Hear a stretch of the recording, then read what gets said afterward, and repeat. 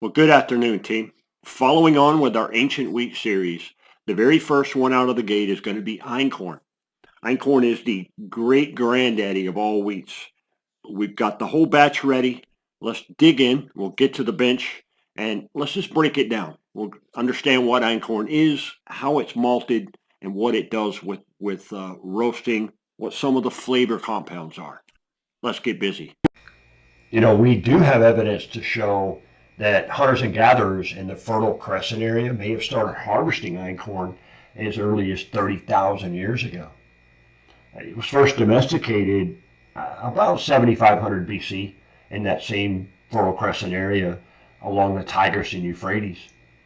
It's long been used by ancient Egypt and ancient Mesopotamia.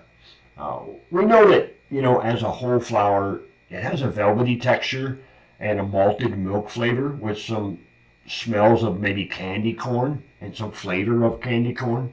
Malting gives it a hint of lemon and cocoa or chocolate. Okay, so I'm going to combine the first steeps together for our 4 videos. I've got all 4, a pound of each. We're going to go ahead and do a pound. I'm going to reserve some from behind for doing some smoking and some extra, but we're going to do a pound of each one of these. We're going to start out up here in the corner. We have our einkorn, and it's a tiny, tiny grain. I don't know if you can notice, but it's small. First air rest, day 1 of the einkorn. Now remember, einkorn's really, really small, so it compacts and it does take a little bit longer to germinate. However, we are seeing some chitting. This is just the first air rest. So, I've said many times, wheat will tend to germinate very fast. Coruscant is one that takes a little longer, but these smaller grains, they're going to germinate real, real quick. Okay, we are on day 2 into germination of the einkorn. Now remember, einkorn is very, very small, but you notice there's already some predominant root growth, and I have some acrospire growth, which is really good. The main problem we end up with einkorn, and I'll show you, is you see how it packs up really, really well. It stays stuck together. So you've got to spend a lot more time with einkorn, moving it around and keeping it flowing. We don't want these grains to stay stuck and build up carbon dioxide, because that's just bad. They go bad real quick when you do that. So einkorn is a finicky little grain. You're going to have to spend some time with it. Here's our einkorn, and it's done. It doesn't have the root body like any of the other grains do. It's so small, but it's done. It's converted. I mean, look at some of this. This guy's, we've got some in here. This little guy right there he's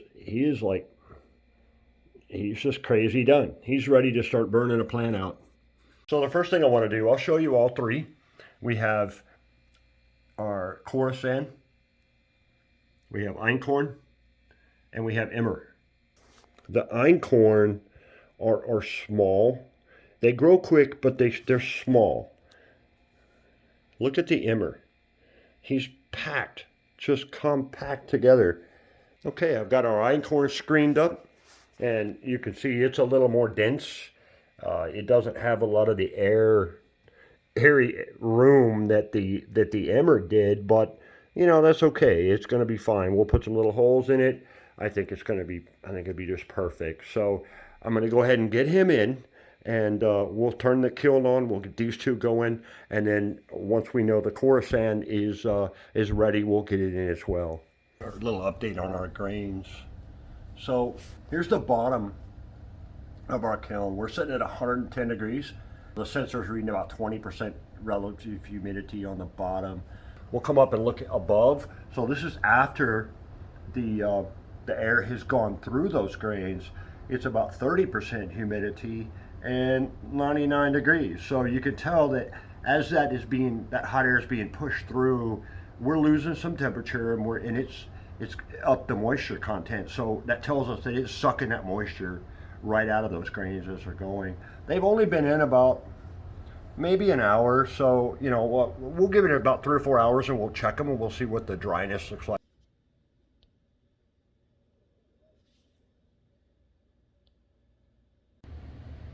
Well, here's our pound of einkorn completed. You can see the grains are tiny. There's not a lot to them. And you'll notice a pound of einkorn doesn't look very big. So let me show you a real close up right here. That's what it looks like right out of the box right here. And then right below there, the grains that are off to the side are after they've been winnowed or having the chaff taken off. Well, that concludes the Einkhorn segment to our Ancient Wheat series. If you liked what you saw, hit that like and subscribe button. And we've got the other two coming up, the Emmer and the Khorasan, plus the final. So hit that little bell icon so you don't miss them.